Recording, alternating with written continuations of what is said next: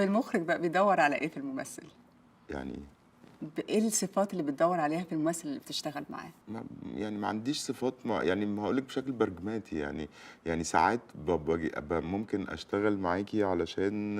أنا عايز المعجبين بتوعِك مثلًا، أنتِ عندِك عدد معجبين كتير فظيع وما مثلتيش قبل كده، فممكن أشتغل معاكِ عشان أنا عايز القاعدة الجماهيرية بتاعتِك دي تشوف العمل، بس هي الفكرة لمّا هاشتغل معاكِ هاعمل إيه؟ هل أنتِ الحاجة اللي هتظهري فيها دي هتبقي مفيدة فيها والّا أنا هاجيب القاعدة الجماهيرية بتاعتِك دي نضحك عليهم نقول لهم قرّبوا بس وخلاص ما كناش قاصدين حاجة، فلازم يعني مش لازم يبقى عندِك حاجات يعني قصدي إنه أنا ما عنديش تقييم للممثل أوي، في ممثلين عظماء طبعًا كتير جدًا أحب أصلًا لسه أشتغل معاهم، بس أنا ما بافكّرش دايمًا إن أنا أحب يتوافر في الممثل كذا، كذا، كذا، لأ أنا بقى ممكن أحب أدخل تجارب مختلفة جدًا، يعني ممكن أجرّب أشتغل مع حد عمره ما مثل قبل كده، ممكن أجرّب أي حاجة يعني قصدي فاتح الباب ما عنديش rules أو قاعدة معيّنة، أحب إيه في الممثل أحب إنه يبقى مُبهِر ويفاجئني يسمع كويس وينفّذ الحاجات بطريقة دقيقة يعني دايمًا أنا تجربتي مع الأستاذة منى زكي أو أنا باقول عليها منى زكي كده يعني لإن أنا يعني صاحبتي وأختي وممثلتي المفضلة يعني، تجربتي مع منى كان فيها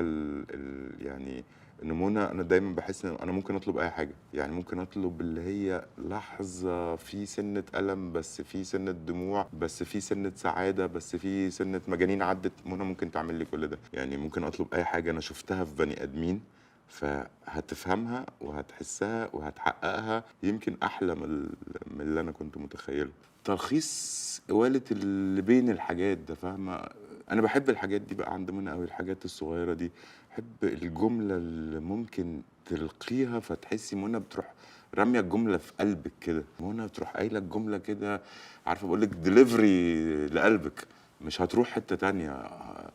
بت يعني لأ الموهبة شيء عظيم طبعًا يعني طبعًا أي مُخرج بيبقى نِفْسه إنه يبقى الcollaboration يبقى دايمًا عامل كده، بس في الدنيا كلّها ما بتبقاش الحكاية عاملة كده، يعني قصدي ساعات في ناس ممكن تبقى مش ما عندهمش الدرجة دي من الموهبة،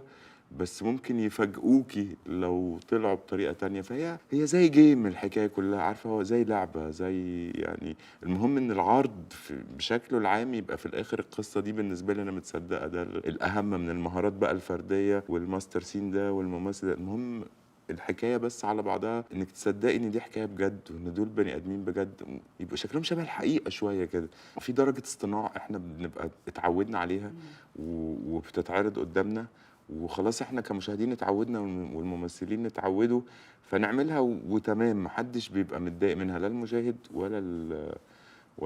الممثل، بس باحس إنه أنا بيضايقني بصراحة ما باحبّش أحس إنه الحاجة كده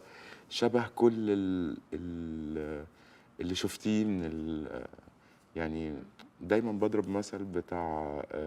إنه حد بيتكلّم في التليفون وهو عايز يكذب مثلًا أنتِ موجودة معايا وأنا عايز أقول إنه لأ نسيمة مش معايا، فاقول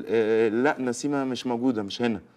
على أساس إنه التاني عبيط ما خدش باله من الطريقة اللي أنا قُلتها دي إن أنتِ أكيد نسيمة موجودة هنا، فهي النوع ده من الfakeness اللي هو لأ يا جماعة ما إحنا لمّا بنكذب في الدنيا عمرنا ما بيبان علينا. فإحنا عايزين نكذب زي ما كذب الدنيا اللي هو حقيقي في الآخر، إنما ما فيهوش الدرجات ال يعني هي مش over acting هي حليات مسرحية قديمة، بس إحنا stuck فيها ساعات وبنحس إنه لأ تمام عادي وما بتضايقش حد يعني. اتكلمت